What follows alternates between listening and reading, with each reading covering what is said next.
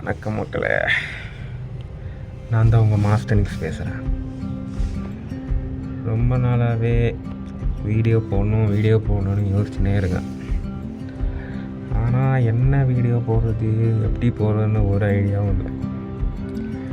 எல்லாரும் மாதிரியும் ஒரு 30 days புஷ்அப்ஸ் சேலஞ்ச் அப்படி ஆரம்பிக்கலான்னு தான் இருந்தேன். அதுக்காக எல்லாமே எடிட் பண்ணிலாம் வச்சுட்டேன். ஆனால் அதுக்கப்புறம் தான் ஆரம்பிச்சிட்டேன்,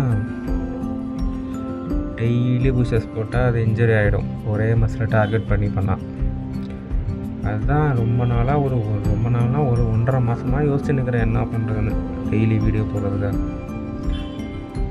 அதுக்கப்புறம் இப்போ தான் ஒரு சின்ன ஐடியா வந்துக்குது.